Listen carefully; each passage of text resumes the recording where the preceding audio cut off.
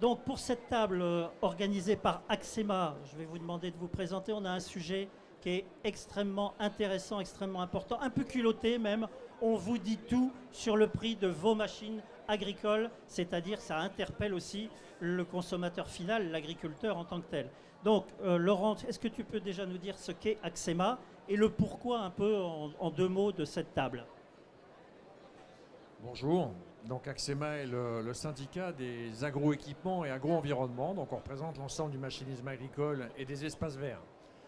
Et ça représente à peu près 250 entreprises et 93% du marché si on regarde la totalité des valeurs. Donc on est assez représentatif malgré tout de l'ensemble de l'activité. Et nous nous occupons de compiler des informations économiques. David, tout à l'heure, pourra vous donner quelques chiffres puisque c'est le directeur de l'activité économique au syndicat. Nous avons une activité sur la partie réglementaire parce que le règlement pilote beaucoup la vie des industriels. Et pour finir, nous avons une activité salon puisque nous avons le salon Agrissima qui ouvrira en 2026 et le salon Cité-Vie pour la partie viticole qui aura lieu cette année au mois de novembre à Montpellier. Voilà. Bonjour, je suis Anne Fradier, je suis conseillère de la présidence du CEDIMA et j'étais antérieurement secrétaire générale du CEDIMA depuis 2013 et j'y travaille depuis 1986. Donc le CEDIMA, c'est donc l'organisation professionnelle qui a été créée en 1918, donc c'est une ancienne organisation professionnelle. Elle regroupe les concessionnaires donc, et distributeurs de matériel agricole en France. Ça représente un chiffre d'affaires d'à peu près 14 milliards répartis sur 2400 entreprises et ça emploie 42 000 salariés sur l'ensemble du territoire. Donc des entreprises de proximité qui assurent la diffusion du matériel mais surtout le service après-vente auprès des agriculteurs. Voilà. Et voilà. Allez-y. Bonjour, Hubert Defranc, ex-adhérent Axema en tant que constructeur Laforge. Aujourd'hui, Defranc Consulting, membre de l'Académie d'agriculture et membre du CST du Parsada pour trouver des solutions aux alternatives aux produits phytosanitaires. Dominique Potier, député de Meurthe-et-Moselle et membre de la Commission des affaires économiques. Bonjour, David Targy. David. Voilà, je suis l'économiste d'Axema. Voilà. Bonjour, Christophe Grison, moi je suis agriculteur céréalier et maraîcher dans l'Oise et je suis aussi président d'une coopérative agricole qui s'appelle Val France. Bonjour à toutes et à tous. Écoutez, moi je suis Ludovic Massacré, je suis vice-président d'Agri Demain. Je suis donc agriculteur dans Sud-Charente sur une exploitation céréalière de 250 hectares, donc utilisateur de machines agricoles. Je suis aussi suppléant de ma députée Renaissance Sandra Marceau, qui est aussi dans la commission économique et je suis très heureux de partager cette table avec vous pour avoir ce sujet qui est essentiel au sein de nos territoires. Merci, bonjour, Philippe Largeau, donc je suis entrepreneur de travaux agricoles dans la Vienne et je suis aussi donc président de la Fédération nationale entrepreneurs des territoires. Alors, Entrepreneurs des territoires, c'est une fédération qui regroupe 22 000 entreprises à ce jour et 160 000 actifs, salariés et non salariés, et sur 3 secteurs de prestation de services, les travaux agricoles, travaux ruraux et travaux forestiers. Et donc, forcément, un des très grands utilisateurs de machinisme. Merci à tous et donc bon débat. Donc le thème, je vous l'ai dit, on vous dit tout sur le prix de vos machines agricoles. Il est vrai que ça a toujours été un sujet qui préoccupait les agriculteurs, les acteurs du monde agricole, le monde agricole. Mais c'est vrai quand même que depuis un certain temps, et notamment depuis le Covid, l'évolution internationale, le renchérissement des matières premières, le sujet a pris une tournure un petit peu particulière. Et vous reviendrez les uns et les autres, mais les CUMA, qui ne sont malheureusement pas présentes autour de la table, ont pris la parole pour dire notamment que les charges de mécanisation étaient trop fortes, trop élevées, dans ce qu'on a appelé un plaidoyer qu'ils ont écrit et diffusé en août 2024. Les parlementaires se sont aussi, ou en tout cas souhaitent s'impliquer, s'emparer du sujet, puisqu'on a parlé d'une commission parlementaire, on y reviendra. Et les réseaux sociaux également ont mis ont mis des pièces dans la machine, si je peux dire. Donc le sujet fait débat, on le sait, mais il mérite d'être posé calmement et sereinement, et c'est un petit peu la volonté d'Axema. Donc pour commencer, vous avez vu les différents acteurs qui sont autour de la table. Il me semble qu'il faut commencer par le consommateur final, par celui qui achète les machines. Et donc nous avons 2 agriculteurs autour de la table. Donc Christophe, en gros, toi qui as un parc de matériel, tu peux dire aussi ce que tu fais comme exploitation, quelle est un peu tes productions dans l'Oise, mais aussi tu as un parc assez important et donc tu as un certain nombre de remarques à faire sur l'évolution de ces prix. Merci Gilles, bonjour à tous. Effectivement, je suis agriculteur depuis 35 ans et je constate une forte dérive inflationniste du prix du matériel et du prix de la pièce détachée et du prix de la réparation.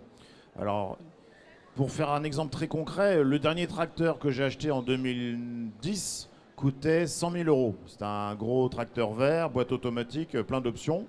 J'ai racheté le même il y a 3 ans, il coûtait 256 000 € exactement. Donc ça fait quand même une sacrée évolution. La seule différence, c'est que l'avant-dernier, je l'ai acheté seul. Aujourd'hui, je n'ai plus les moyens d'acheter un tracteur seul. On fait de la copropriété avec 3 autres agriculteurs. Tout le parc matériel est mutualisé à 4 parce que je n'ai pas le choix économique. Et il y a un autre sujet après, c'est sur le prix des pièces détachées qui flambe aussi. Donc là, en tant qu'agriculteur, parfois on voit une pièce, pas plus tard que la semaine dernière, j'ai cassé un tiroir. Donc c'est une bloc en fonte qui fait la taille de 2 paquets de cigarettes. Et quand le concessionnaire m'a annoncé 6 700 € pour un blanc en fonte qui est percé pour juste passer l'huile, il n'y a pas d'électronique, il n'y a rien du tout, c'est juste une pièce usinée. Je me dis qu'en tant qu'agriculteur, il faut 35 tonnes de blé pour plier cette petite pièce détachée. Sans compter la main-d'œuvre après, parce que le concessionnaire va forcément facturer des déplacements, des interventions à 80 € de l'heure. Donc c'est compliqué pour nous. Et je suis aussi président d'une coopérative agricole. Lorsqu'on vend un bidon de produits phytosanitaires ou 1 kilo d'engrais, admettons que la coopérative l'achète 10, on le revend 12 aux agriculteurs. Donc on fait 20 points de marge. Et par quoi, quand je vois certaines marges, je m'inquiète, quoi. Voilà, je me demande où va l'argent. Après, je peux comprendre la problématique des mises aux normes. Je ne suis pas là pour taper sur Axema, je ne suis pas là pour taper sur le machinisme agricole, parce qu'on voit bien qu'il y a une évolution du machinisme, hein, la modernisation, les mises aux normes, les moteurs tiers 3, 4, 5, je ne sais pas trop. Bon voilà, on sait que ça a un coût. Mais j'entends aussi les assurances qui s'inquiètent de voir la dérive des prises en charge de réparation, le coût, et forcément, nous, l'agriculteur, on paye l'assurance, la réparation, l'achat, et on n'a pas d'autre solution. Enfin, moi, personnellement, je n'ai plus de solution que de faire de la copropriété, je ne peux plus acheter seul. Voilà. Bon, planter le décor. Le sujet est campé, effectivement, le décor est planté. On va l'approfondir avec un sentiment complémentaire d'un autre agriculteur qui est un peu plus au sud. Ludovic, tu es dans les mêmes productions. Quel est ton sentiment, toi? Est-ce que tu partages ce que dit Christophe? C'est un peu nuancé? Dis-nous. Oui, je peux que partager ce que vient de dire Christophe, parce qu'effectivement, nous rentrons dans une phase où la gestion de nos marges, elle doit être celle-là, c'est-à-dire que cette variable d'ajustement qui est sur l'inflation du matériel ne peut plus être permise sur nos exploitations. On doit avoir une sagesse au travers de la pièce détachée, Christophe vient de le préciser, mais aussi du matériel de précision qui est incontournable sur nos exploitations, puisque si demain on veut une agriculture résiliente, si on veut une agriculture qui continue à avoir ses marques de progrès et d'intérêt, eh ben, il faut qu'on ait ce matériel embarqué. Et oui, on ne veut pas être non plus pris en otage sur une augmentation sans, entre guillemets, justification. On ne sait pas ce qu'on demande, mais en quelque part, il faut qu'on arrive à s'accorder et qu'on ait vraiment ce sentiment de donnant-donnant. Très bien. Alors, on a eu du ressenti, même si c'est quand même des faits, mais on va aller vraiment sur les faits, quelque chose de factuel. Et on a un économiste en chef d'Axema qui est là. En tant qu'utilisateur Oui, mais je reviendrai, je vais revenir aussi, bien sûr. On va voir un petit peu si les faits corroborent ce que vous dites. Et donc, je crois, David, que tu as fait une étude sur l'évolution des prix sur 10 ans. Et depuis 2010 à 2020, une première période. Et ensuite, depuis 2020. Donc, est-ce que tu peux nous détailler ces deux périodes factuellement? Alors, factuellement, même si on prend de 2010 à 2024, le prix des machines agricoles, tout confondu, machines comparables entre elles, c'est plus 80%. Ça, c'est les chiffres des prix de vente sortis d'usine. Pour l'indice IPAMPA, donc là, c'est le prix net hors remise et hors reprise. Donc Ce prix a augmenté d'environ 60%, donc on n'est pas sur 2 fois et demi. Voilà, donc sur la période 2010-2020, il y a eu une augmentation d'à peu près 30% des prix sur 10 ans, que nous on a analysé comme résultant de trois choses. Premièrement, c'est ce que vous avez cité, la mise aux normes, qui a été très coûteuse notamment sur les automoteurs, avec les changements de normes moteurs, mais ce qui existait aussi sur les machines traînées, tirées, etc., portées. Deuxième facteur, c'était une inflation des coûts de matière et puis des coûts de main-d'œuvre. Et je dirais le troisième facteur qui a agi quasiment à part égale, c'est le fait que en fait, les machines qu'on pensait être les mêmes en 2010 et en 2020 n'étaient pas tout à fait les mêmes. C'est-à-dire qu'il y a des options qui sont rentrées dans l'offre. Généralement, les tracteurs ont gagné en puissance. Il y a une plus forte appétence pour du confort aussi, etc.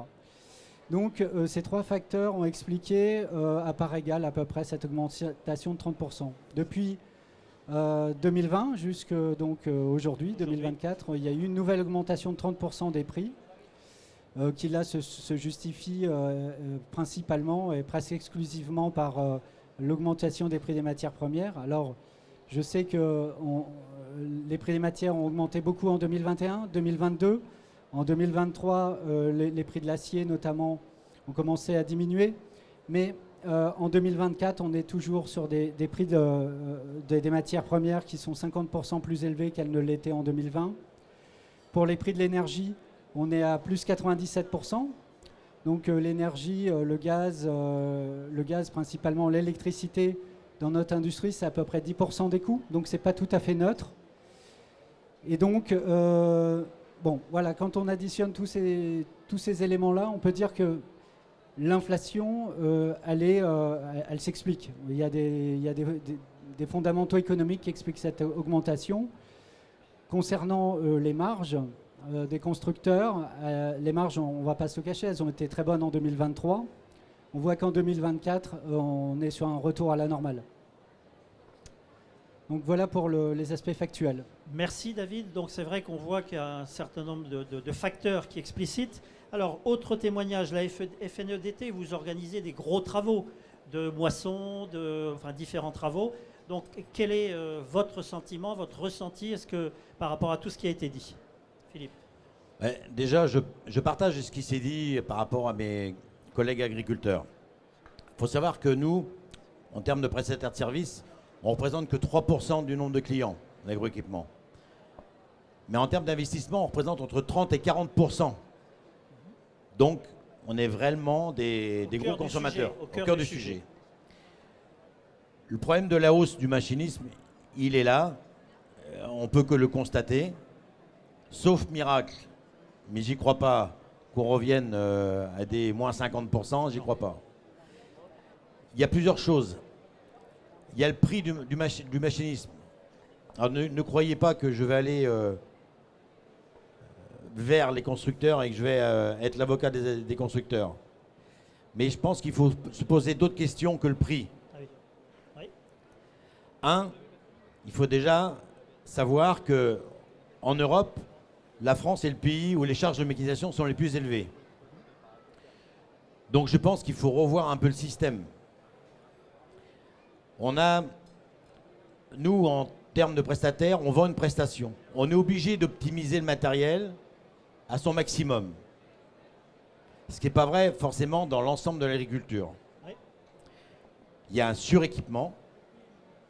Donc déjà, il faut peut-être revoir ce problème-là. La première solution, alors je vais tout de suite dans les solutions. Hein. On y reviendra, mais allez-y. La première solution, c'est déjà optimiser les machines. La deuxième, c'est d'arrêter de subventionner de l'agroéquipement. En subventionnant de l'agroéquipement, on favorise l'investissement à l'agroéquipement par intérêt de subvention, non par intérêt de projet. Et ça, il faut arrêter ça. Enfin, j'en ai déjà parlé avec les différents ministres de l'agriculture. Je pense que ça serait rendre une solution au monde agricole, puisqu'on dit, on dit que ces enveloppes d'accompagnement, d'aide à la subvention pour l'agroéquipement, pour aider le monde agricole.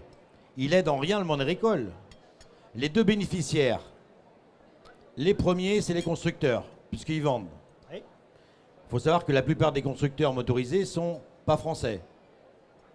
Donc, on débloque de l'argent pour l'envoyer dans le pays du voisin. Ça, c'est un choix. Moi, ça me choque. Le deuxième bénéficiaire, c'est le financier, parce qu'il finance.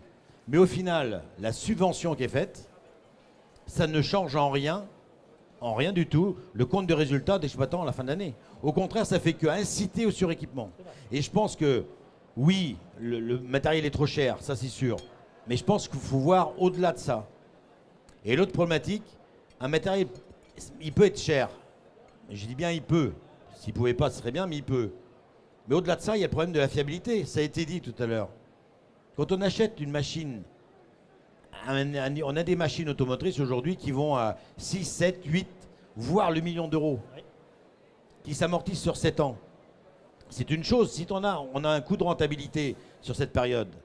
Mais c'est qu'au-delà de ça, dès la deuxième année passée, on peut être sujette à des surprises de casse mécanique. Et là, c'est coup de grâce, puisqu'on a des coûts dans les concessionnaires qui sont énormes, mais après qui sont peut-être justifiés, je ne sais pas, qui sont énormes, et donc où on n'a pas de garantie de durabilité. Et donc, le prix d'une machine est une chose, mais il faudrait une garantie sur la durée d'amortissement, de fiabilité de machine. Je pourrais, si vous voulez, je peux vous tenir l'après-midi sur le sujet. J'imagine, je vois tout de suite, mais on ne peut pas, on n'a pas le temps. Par contre, je pense que vous avez élargi le sujet, et c'est intéressant que vous puissiez le faire. Monsieur le député qui est là, Dominique Potier, vous avez un certain nombre d'éléments et je crois que vous êtes en train d'écrire une tribune sur ce sujet, puisqu'on sait que Dominique Potier s'intéresse à beaucoup de sujets agricoles. On le remercie d'être là. Donc, quelle est votre... merci pour votre invitation. Moi, je suis très heureux d'avoir une tribune déjà orale et puis on a une tribune écrite. Travailler avec la FNCUMA, il faut être transparent, quoi. Donc, on a travaillé avec la FNCUMA. Il y a une petite dizaine de députés qui l'ont signé, qui sont une interpellation pour que le Salon de l'agriculture soit l'occasion, ce qu'on fait aujourd'hui, d'ouvrir un débat à ciel ouvert.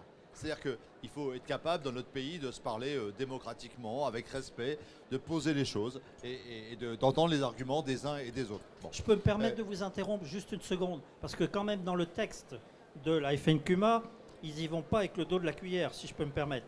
La mécanisation, écrivent-ils, de l'agriculture française a fait l'objet d'une vision et d'une stratégie globale après la Seconde Guerre mondiale. Elle est aujourd'hui un impensé politique. C'est un peu fort, non ? Non, je trouve que les mots sont au contraire très justes. Je vais vous dire de façon plus générale. Tout le secteur aval de l'agriculture est super documenté et débattu en permanence. Ce qui se passe en gros entre la cour de la ferme et le rayon de la grande distribution, on passe notre temps, 4 lois Egalim, bientôt 5, des débats permanents dans la société sur le juste prix, etc. Par contre, le secteur amont de l'agriculture est une sorte de grand impensé. C'est un angle mort. Les bénéfices des géants de l'agrochimie, du machinisme, des intrants en général, c'est un sujet qui n'est pas documenté. Et pour le monde paysan, j'en fais partie, c'est une sorte de fatalité. C'est comme jamais c'était comme ça et qu'on ne pouvait rien y faire.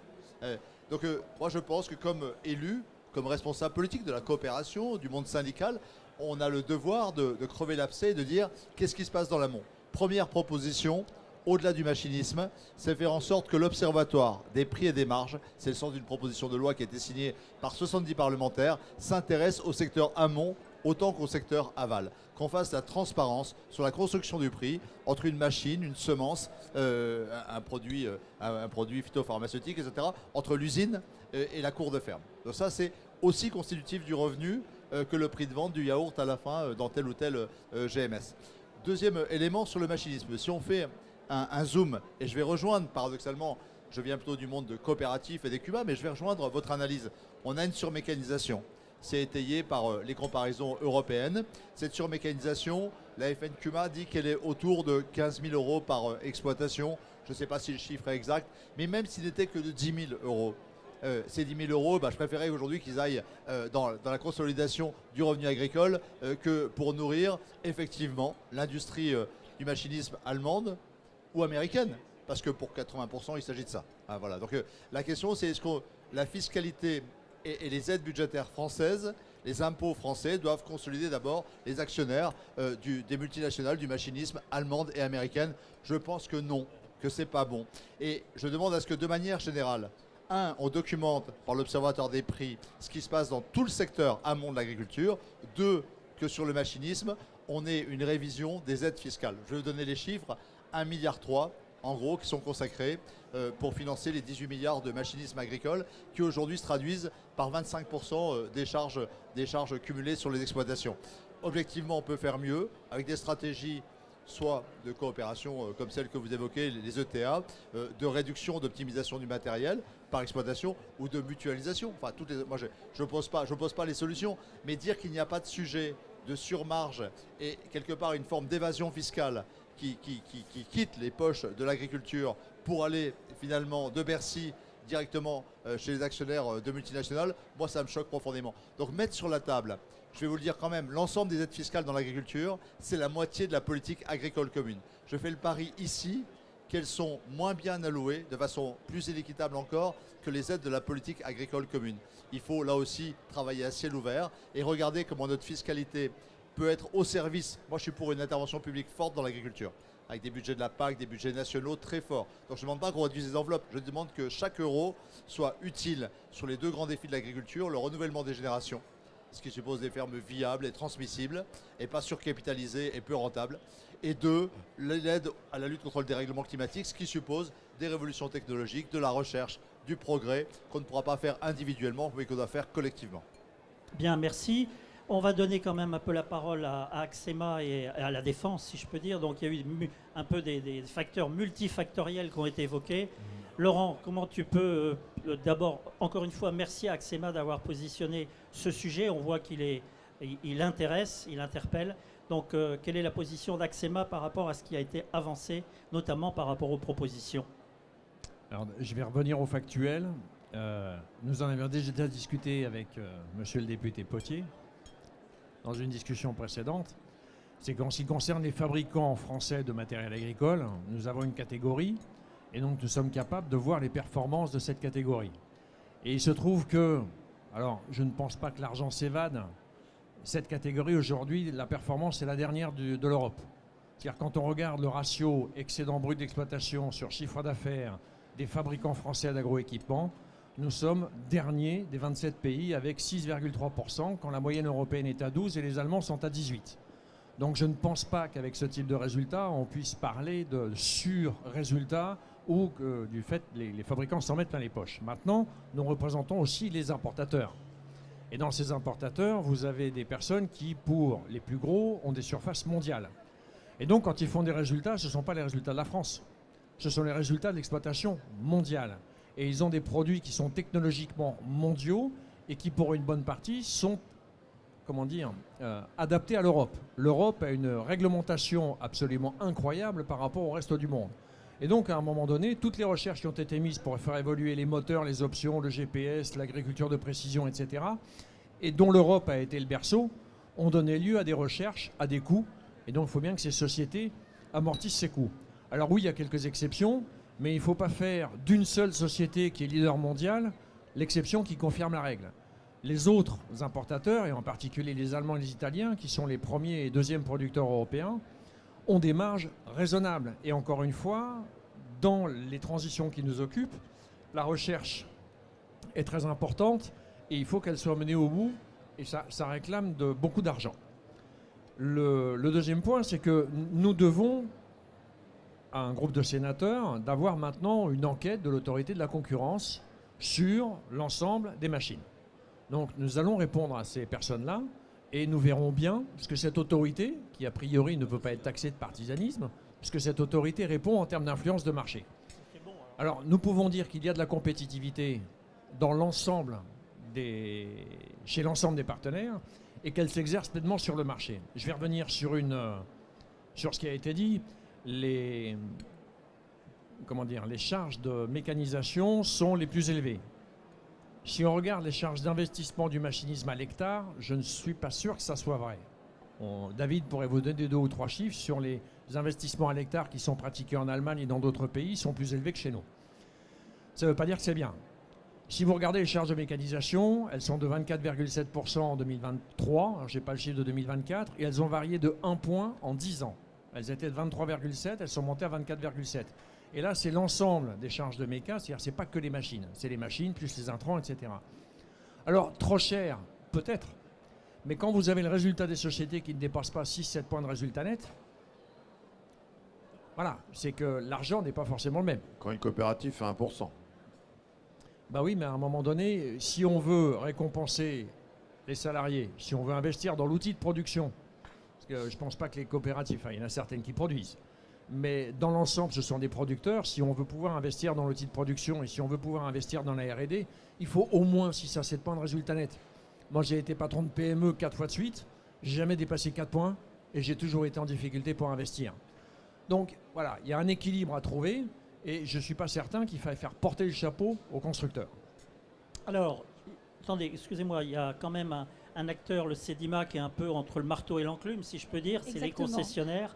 Donc, comment vous répercutez, en quelque sorte, comment vous ressentez tout ce débat qui a été dit par rapport donc à votre activité de concessionnaire? Je voudrais rappeler que le premier client des constructeurs, ce sont déjà les concessionnaires et les distributeurs. Donc, les premiers qui ont vécu l'augmentation des prix, ce sont déjà les concessionnaires. Et on a alerté à plusieurs fois Axema. Et donc, effectivement, Axema s'est déplacé au bureau du CEDIMA pour expliquer les raisons, puisque quand un commercial va chez un client, le premier qui se fait entre guillemets allumer, c'est bien le concessionnaire et le distributeur. Je voulais aussi dire qu'aujourd'hui, quand un client achète un matériel neuf, il y a aussi une reprise de l'occasion. Donc si le prix du neuf a augmenté, les occasions aussi ont augmenté. Donc le delta, il n'est pas aussi élevé sur la soute, si je puis dire. Ensuite, les technologies ont évolué. Nous, CEDIMA, on n'arrête pas d'écrire et de dire qu'aujourd'hui, les subventions, elles doivent être mieux orientées. On a demandé plusieurs fois à faire partie de France Agrimaire parce qu'on n'est pas à la table de ces discussions-là, alors que les concessionnaires ont la proximité avec les clients. Ils sont capables d'être à leur écoute et de savoir quel est le besoin.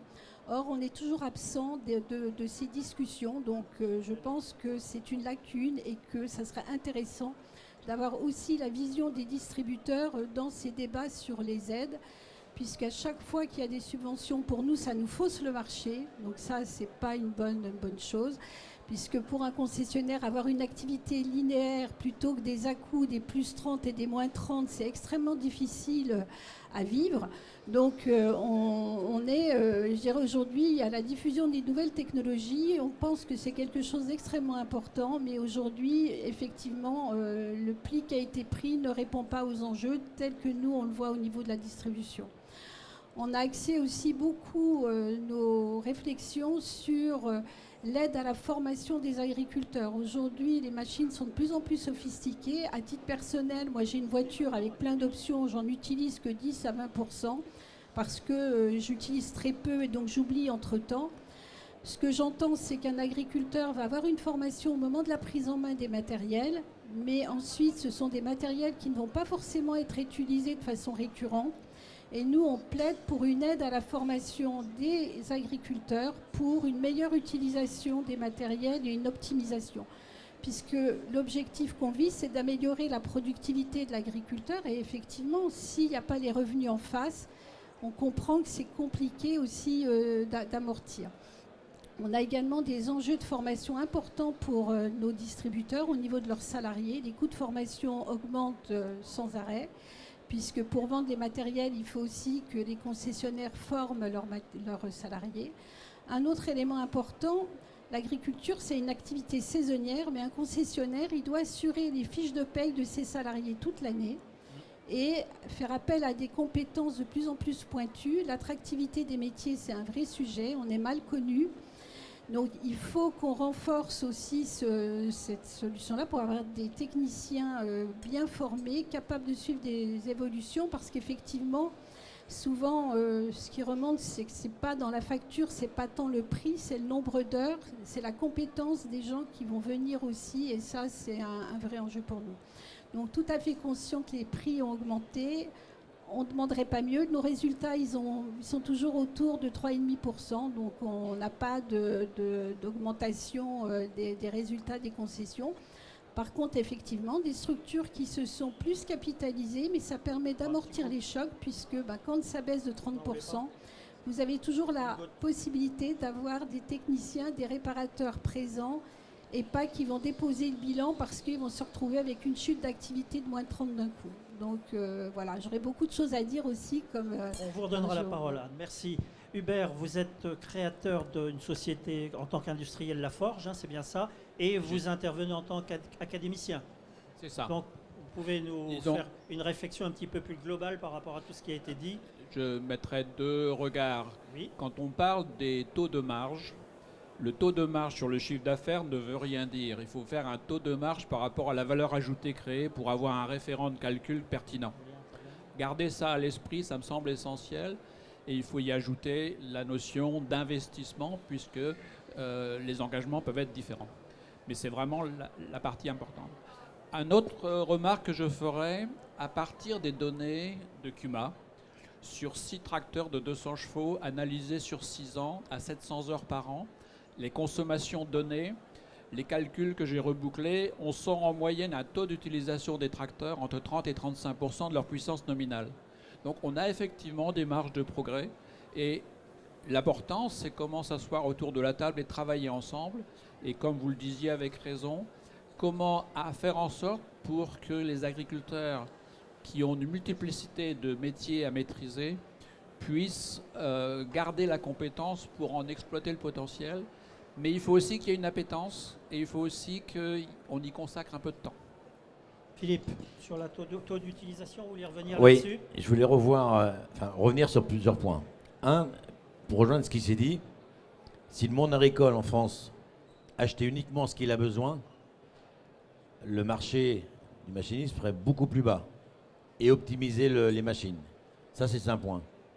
Et je profite de la présence des députés Potier pour sensibiliser les parlementaires à ce qu'on vient de nommer. Un, l'arrêt de subvention des aides sur le machinisme. Ça, il faut absolument... Alors, il paraît, j'ai cru entendre, qu'il fallait que l'État réduise le budget. Je ne sais pas, j'ai cru entendre ça. Je vous donne une solution. 2, ouvrir la fiscalité à d'autres choses que la fiscalité sur le matériel. On a l'année 2024 vient de prouver quelque chose de fort dans certaines régions, et entre autres celle où on est. Le capital sol, il est en train de s'appauvrir autant comme autant.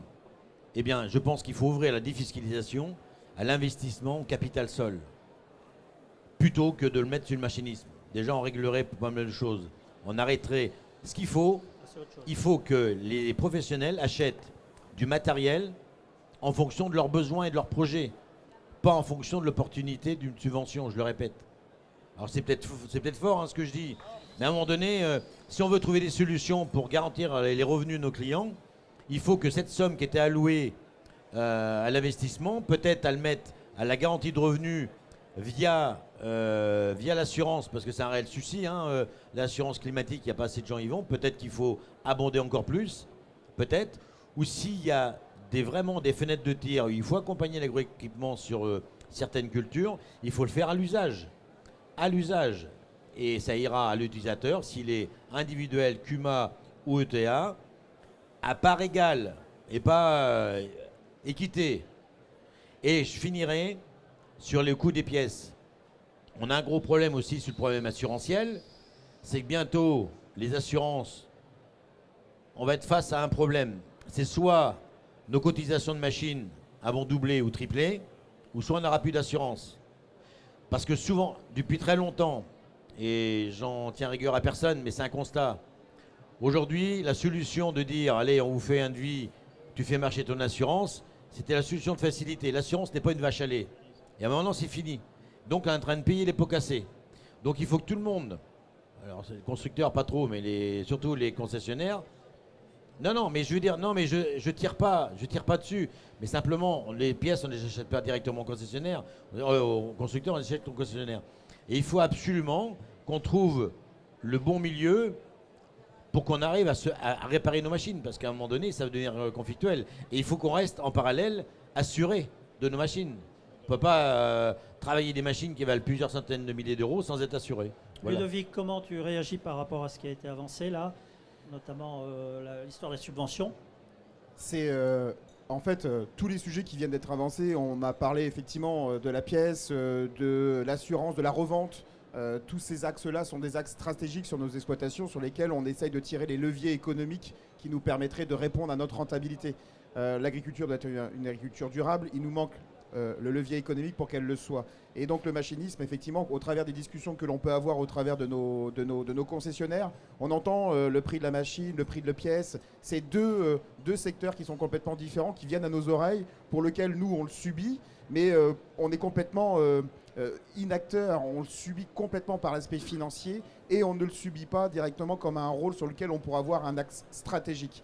Effectivement, il y a aussi cette partie d'aide où en tant qu'agriculteur, quand je suis contacté par mon concessionnaire qui me dit tiens, on va lancer des aides, il y a des aides France Agrimaire qui sont lancées et tu vas pouvoir bénéficier aussi d'un matériel. On est tous alléchés par cet investissement, mais au bout d'un moment, il faut être en phase avec nos rentabilités, il faut être en phase avec notre utilisation de matériel, et ça je l'entends, et ça c'est un discours que l'on doit avoir au travers de nos collègues, parce que beaucoup ont cette analyse de c'est vrai, c'est le moment, c'est alléchant, mais comment je me situe économiquement sur mon exploitation? Est-ce que je suis en capacité de l'amortir? Sur combien de temps? Est-ce que je peux l'amortir? Est-ce que je peux l'assurer? Ce sont toutes ces questions qui doivent faire l'ouverture de nos exploitations au travers d'autres, notamment voisines, qui permettront d'avoir un allongement de ce matériel dans le temps. On va donner la parole à monsieur le député qui doit nous quitter. Donc vous voyez qu'il y a un certain nombre de vos propositions qui font écho.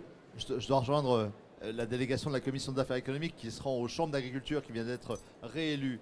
Et je crois que c'est une de leurs missions, l'accompagnement, la formation initiale sur l'approche du machinisme. Il y a un imaginaire du machinisme. Il faut que face à cet imaginaire, il y ait une sorte de raison gestionnaire qui s'applique. Et puis, moi je partage avec vous le souci de l'agronomie comme premier objectif. Bon. Deux, il y a un accompagnement, formation initiale, formation continue, accompagnement par des tiers qui ne sont pas intéressés. Je défends la même chose pour les phytos, je défends pour le machinisme, une aide au raisonnement, à la bonne gestion de l'outil. Il y a des subventions, mais il ne faudrait pas que pour ceux qui nous entendent, il y ait une ambiguïté. Il n'y a pas 1 milliard de subventions pour le matériel. Il y a des aides, parfois des régions, il y a parfois des aides des opérations agrimaires, etc. France Agrimaire, mais il y a parfois des agences de l'eau qui ont des effets étonnants en subventionnant pour...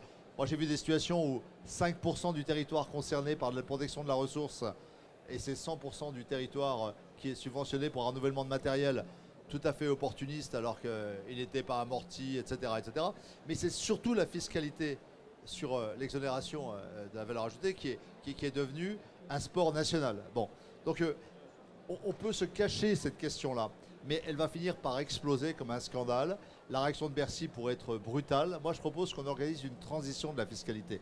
Et je crois qu'il n'y a pas de honte à faire du débat. On a eu un très bon échange. On n'est pas forcément d'accord, mais je vais aller visiter une grande entreprise en Alsace grâce à vos conseils. Moi, je suis prêt. Je crois qu'on est tous prêts à un dialogue. Les esprits sont mûrs. Bon, ben voilà. La FNQMA a un grand mérite, c'est qu'elle a permis de poser le sujet. On voit bien qu'on n'a pas les mêmes approches, on a des divergences, mais on est capable d'en parler. Et moi, ce que je propose, c'est qu'à travers la tribune qui va être publiée, on propose finalement une conférence des solutions. C'est-à-dire qu'encore une fois, à budget égal de soutien à l'agriculture, on veille à ce qu'elle soit plus efficace sur le plan agronomique, sur le plan économique, et qu'elle ne grève pas le renouvellement des générations qui doit être notre... Parce que rien ne remplacera les hommes et les femmes, leur cerveau, leur cœur et leurs mains. Il faudra des machines plus performantes, adaptées, modernes et tout ça, on est d'accord. Vive la recherche, vive l'innovation. Mais il faut pas que la capitalisation dans le matériel empêche le renouvellement des générations, sinon on aura un appauvrissement écologique, économique et social. Et moi je crois qu'on peut avoir une vraie prospérité fondée sur la juste place de la machine dans notre économie. Monsieur le député, la tribune, elle va être publiée où? Alors, il faut, par un journal qui n'est pas dépendant de la publicité par... Oh d'accord, ok d'accord. non, on l'a mis dans les mains d'Ouest France, mais peu importe, autrement on la rendra public sur un site. L'idée, c'est on ne cherche pas à se mettre en avant, c'est une dizaine de députés qui disent est-ce qu'on est capable d'en parler? Moi je crois qu'on est capable d'en parler et d'en faire un sujet en amont du projet de loi de finances 2026. Encore une fois, à budget constant, faire mieux. Voilà, merci. Christophe. Merci monsieur le député. Merci monsieur le député et à bientôt. Je crois que demain vous nous rejoignez sur un autre thème. Je pense qu'en tant qu'agriculteur, on est prêt à payer de l'innovation. Mais ce qui nous Toi, choque. tu n'es pas prêt à renoncer à Non, l'innovation. l'innovation, de toute manière, on fera jamais machine arrière. Et aujourd'hui, tous les tracteurs, les moissonneuses-batteuses sont équipés de GPS, de systèmes de traçabilité de l'intervention. Et là, on n'est pas prêt à retourner en arrière, ça c'est clair. Même le confort de la cabine, ça a été évoqué tout à l'heure, on ne retournera pas en arrière. Ce qui choque un peu le monde agricole, enfin je pense que mon voisin partage, c'est payer des pièces détachées qui sont juste de la fonderie à des prix astronomiques. Et je suis désolé, j'ai des sources pour savoir que le concessionnaire fait x2 parfois. Alors je veux bien qu'il fasse x2 quand il y a de l'innovation, de l'électronique embarquée et de la modernité, mais quand c'est juste une pièce usinée en fonte, je suis pas d'accord. Et là je suis désolé, il faudrait qu'il y ait des marges différentes suivant la pièce détachée. Et moi voilà, bon alors là c'est le constat, c'est la critique, mais il faut aussi positiver. J'aimerais que les constructeurs, vous réfléchissiez à des tracteurs ou des solutions agricoles plus simples. On n'a pas besoin toujours d'un tracteur high-tech. On peut avoir effectivement le tracteur de tête avec une grosse, un gros embarquement électronique, GPS et tout. Mais après, on a besoin de tracteurs seconds qui tourneront moins longtemps, des 150 chevaux, des choses comme ça, des Donc 120 il faut chevaux. élargir la gamme. Et plus modeste. On n'a pas besoin de tracteurs haut de gamme avec un prix plus adapté. Voilà. Alors, je ne vous demande pas une offre low cost non plus, mais voilà, vous réfléchissez. Je pense qu'on n'est pas toujours obligé d'acheter le très très haut de gamme. Voilà. Tu veux? Oui, pardon. Je voulais juste rebondir, ce n'est pas qu'un sujet français, parce qu'on a tendance Ça a à été considérer dit la par, France. Laurent. Pour information, au-delà de 100 chevaux, le marché européen est de 90 000 tracteurs. Le marché nord-américain, États-Unis, Canada, est de 30 000. Et pourtant, il y a 4 fuseaux horaires là-bas, il y en a 3 chez nous. Après, il faut le rapporter aux populations, aux densités de production, mais ça met un peu en perspective. Moi, je voudrais aussi intervenir, rebondir par rapport à cette comparaison qui est très intéressante. Moi, je dirais, en tant qu'utilisateur de matériel, et la robotique dans tout ça. Et la robotique dans nos champs. On a lancé il y a quelques années effectivement cette évolution par l'aspect drone, capture de biomasse et tout ce qui suit. Ça nous a vachement avancé sur nos aspects agronomiques, techniques. On a pu agir sur des leviers qui maintenant nous sont obligatoires par rapport aux ZPAC, notamment sur les BCAE. Maintenant, avoir un tracteur, la réflexion que j'ai moi en tant qu'utilisateur, c'est qu'effectivement les barres de guidage, tout ça, c'est un confort. Mais quel est l'intérêt à ce que je sois dedans ? Mon temps, il a un coût. Et donc ce coût-là, si le tracteur tourne en pleine nuit par rapport à un créneau temps qui est de plus en plus compliqué par rapport au changement climatique, eh bien ça peut être une réelle avancée. Et je pense que, bon, monsieur le député n'est plus là, mais ça peut être aussi une phase d'orientation politique à améliorer au sein de nos territoires pour, pourquoi pas, que ces aides-là nous soient un peu plus attribuées sous forme logique et adaptation du climat et du changement économique de chaque exploitation. David, moi ça me fait penser, bon, l'IA va aussi de plus en plus être intégrée dans les tracteurs. Donc est-ce que la tendance, elle va continuer à grimper, ou est-ce que, avec le recul que tu as sur l'étude que tu as fait des 10 dernières années, tu penses qu'on peut avoir des variations, comme ça a été dit tout à l'heure, selon le matériel? Alors sur le matériel, c'était intéressant ce que vous disiez, parce que quand on a fait cette étude, avec notamment un constructeur qui fabrique des tracteurs et qui a deux gammes. Une gamme qui est premium et une gamme qui est non premium. Et on avait comparé le prix de son tracteur, toutes choses étant égales par ailleurs, en 2010 et 2020. Et l'augmentation en euros constants a été quasiment nulle. Euro constant, ça veut dire qu'on supprime l'effet de l'inflation et il n'y a pas d'augmentation. Par contre, ce même tracteur avec la panoplie d'options qui est vendue dans la gamme premium, là, effectivement, il y avait une augmentation très significative du prix. Et pour autant, en fait, son constat, c'est que la coexistence de ces deux gammes, la gamme qui n'était non premium était quasiment pas consommée, absolument pas consommée, alors que la gamme beaucoup plus chère était surconsommée. Et ce constat, qui était celui de ce constructeur, a été aussi reproduit par d'autres constructeurs qui ont affirmé, oui, nous on a sorti des gammes low cost, mais elles n'ont pas fonctionné. Elles ne fonctionnent pas.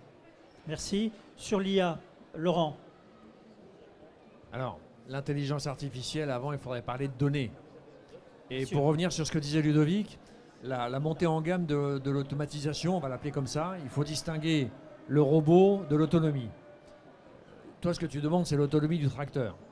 Mais aujourd'hui, cette autonomie, elle est fortement bridée par la réglementation. Nous n'avons pas le droit de poser la roue d'une machine autonome sur la route voire sur un chemin vicinal, parce que quand il est accessible, il est considéré comme voie publique. Et il va falloir malheureusement encore une dizaine d'années, et on passera après l'automobile, parce qu'il faut d'abord que l'automobile s'automatise, et on passera ensuite. Alors même si aujourd'hui, on peut le dire, techniquement on n'a pas à rougir, parce qu'on sait faire. On sait mettre des kits d'automatisation sur les tracteurs. Encore faut-il avoir la surface pour avoir un intérêt à le faire. Et cet intérêt aujourd'hui, il est dans certains pays comme l'Australie, comme les États-Unis, qui ont des grandes parcelles, mais il n'est pas forcément évident chez nous, où le parcellaire est relativement petit. Et pour revenir sur l'IA, encore une fois, avant d'avoir d'IA, il faut avoir des données. Et aujourd'hui, les données agricoles ne sont pas stockées. Elles sont stockées parfois chez quelques constructeurs, parfois chez quelques opérateurs, mais à aucun moment elles ne sont mises en commun. Et donc on va avoir, à partir du 1er septembre, l'application du Data Act, qui va obliger les constructeurs et les clients à signer un accord de propriété des données et aussi à obliger à mettre en place une structure pour les stocker. Et cette structure ne pourra pas être chez les constructeurs. Donc là, je ne peux que regretter la disparition de Hack Data Hub, qui était parti pour remplir cette fonction et pour être un intermédiaire de données reconnu, et il avait été agréé par l'État, et il devait coordonner un projet européen. Donc maintenant, il nous faut rebâtir tout ça pour avoir ces données et pour être capable, a posteriori, de faire de l'IA et enfin de commencer à capitaliser tout ce qu'aujourd'hui on ne sait pas capitaliser parce que c'est dans la tête des agriculteurs. Et que je sache, vous êtes tous pas trépanés, donc on a un peu de mal à vous piquer votre connaissance millénaire, hein, parce qu'elle est bien millénaire, cette connaissance de l'agriculture. Anne, sur ce qui a été demandé sur les concessions. Alors sur les concessions, puisque à plusieurs reprises est mis en avant le problème du prix de la pièce, je pense que par rapport à ça, chaque concessionnaire a sa stratégie, hein, par rapport à la pièce. Mais je vous invite quand même à comparer le prix de l'heure en concession par rapport à l'automobile et par rapport aux travaux publics. Oui, d'accord, mais moi je paye la pièce et après je paye la main-d'œuvre. Quand ma coopérative, on vend un engrais ou un phyto, la main-d'œuvre est intégrée dans les charges fixes. Mais je vous invite à regarder le prix aujourd'hui. Quand on calcule le prix de revient de l'heure dans notre secteur, je dirais que voilà. Donc je pense qu'une concession, elle trouve son équilibre économique surtout sur le neuf, sur l'occasion, sur le magasin et sur le service. C'est qu'un équilibre. Donc je voulais simplement dire que si on fait le focus sur un élément, bah, effectivement, on peut avoir ça. Je me souviens, dans le cadre d'une convention, on avait fait venir, je ne citerai pas le nom de l'entreprise, qui avait développé un modèle économique de la pièce sur Internet. Et j'avais expliqué que plus les agriculteurs iront sur Internet, ce n'est pas une menace, mais quelque part, ça fait un manque à gagner. Et donc, comme il faut avoir de la pièce en stock, comme il faut l'avoir notamment en période de récolte, générer du stock, etc., bah, effectivement, les équilibres économiques se déplacent. Donc chacun essaye de trouver sa rentabilité, c'est normal, mais d'une concession à une autre, vous pouvez avoir des écarts, mais certains vont mettre plus dans la pièce, d'autres sur la main-d'œuvre, d'autres sur l'occasion, et ça fait partie de leur stratégie commerciale. Juste une chose, je prends un exemple très concret. Cet été, problème moissonneuse-batteuse, un cardan qui casse. Le concessionnaire me dit c'est vendu avec un package complet. Donc là, c'est pas le concessionnaire, c'est les constructeurs qui vendent le package complet. Donc au lieu d'un cardan comme ça, j'ai acheté je sais pas combien de pièces détachées. J'avais une personne de ma famille qui travaillait chez un constructeur. Il m'a dit si je sors les pièces à mon titre perso, sur la facture à 22 000 €, on enlève 9 000 €. C'est colossal. Philippe, une petite, on arrive vers la conclusion de cette table. Oui, juste une petite réflexion générale. Il y a une inquiétude sur le coût de la mécanisation. Je voulais juste vous informer que la transition agroécologique, qui consiste à trouver le remplacement des solutions phyto par des alternatives, va multiplier la complexité et le coût. Et donc, attendez-vous à ce qu'il y ait des impacts. Il faut que la société civile puisse en comprendre la portée pour savoir comment vous allez pouvoir accompagner cette transition. Philippe ? Oui, juste pour être en cohérence avec ce qui vient d'être dit. La problématique, si on veut comparer avec l'automobile, vous achetez une automobile aujourd'hui, quel que soit le modèle, quelle que soit la marque, vous avez dans le prix tout de suite une garantie de 3, 5, 7 ans. Et il n'y a plus de débat. Tout ce qui arrive pendant cette période sur le compte, bien sûr, d'une panne liée au modèle, il n'y a pas de débat, il n'y a pas de litige, il n'y a pas de contentieux. Sur le matériel, aujourd'hui, il y a des extensions de garantie qui existent, qui coûtent extrêmement chers, qui viennent en plus déjà d'un prix déjà très coûteux de la machine. Et en plus, on n'a même pas forcément la garantie de la totalité des problématiques. Ce qu'il faudrait, on n'arrête pas de parler d'automobile en parallèle. Et bien déjà, peut-être qu'il faudrait trouver une façon parallèle, que le matériel avec le niveau de technologie qu'il y a aujourd'hui, et on parle de centaines de milliers d'euros, et bien que ces machines, dès le départ, elles soient vendues avec une garantie de la machine sur la période d'amortissement. Parce qu'il y a un sujet qu'on n'a pas parlé là, autour de la table. Toutes ces machines-là, des réparations, qui finance? Il faut un financeur. Et aujourd'hui, quand on voit le prix des machines telles qu'elles sont rendues, allez voir un financeur quand on parle de 5, 6, 7, 8, et j'arrête là, de milliers d'euros, ça commence à faire grincer pas mal de dents. Et je pense qu'il va falloir arriver à trouver un consensus pour que tout le monde y retrouve son sujet. Il faut savoir quand même qu'il y a des machines aujourd'hui qui existent où la rentabilité de cette machine ne peut se trouver qu'en faisant travailler les machines qui sont déjà amorties. Puisqu'une machine elle-même, je ne vais pas citer de nom ni de produits, il y a des produits aujourd'hui qui existent. Si on veut les faire travailler aujourd'hui sur une année, uniquement sur ces machines-là, on n'a pas de rentabilité. C'est un réel sujet. David, conclusion, intervention et après une petite conclusion, je ferai. Oui, c'est quand on parle de la mécanisation comme d'une charge, on oublie peut-être des dimensions à prendre en compte. Par exemple, la productivité que permet ces outils. Je note, ça c'est les données du recensement. Il y avait un ETP pour 8 hectares en 1960. Aujourd'hui, un ETP gère 40 hectares. Et l'augmentation de la productivité, elle a été de 40% depuis 2000. Donc il faut peut-être prendre cette dimension aussi en compte. Et sur un mot de conclusion, je trouve que c'est une très bonne idée d'avoir un observatoire des prix et des marges. Pourquoi pas? Je trouve ça très, très bien. Entre nos différentes organisations, ça va être un exercice utile et sain à mener. Bien, écoutez, merci beaucoup pour vos interventions. On voit qu'il y a des divergences, mais moi, je ne sais pas, j'entends vraiment avec la proposition du député aussi qu'il y a le débat et peut y avoir une conférence en quelque sorte sur ce thème-là qui peut être lancée. Par qui, je ne sais pas, mais en tout cas, c'est quand même extrêmement positif. C'est dans tous les cas intéressant parce que c'est factuel. Et ce qu'on ne changera pas, c'est le résultat des sociétés. Ce qu'on ne changera pas, c'est le résultat de vos sociétés, de votre productivité. Ce qu'on ne changera pas, ce sont les transitions à réaliser. Voilà, le taux du service. Et donc, à un moment donné, les fenêtres de tir se réduisent, la technologie augmente. Il faudra vivre avec. Et il faudra surtout partager des informations factuelles. Et c'est pour ça qu'un observatoire peut apporter, alors à défaut d'une satisfaction, au moins un dialogue entre nous et faire en sorte qu'on partage des informations.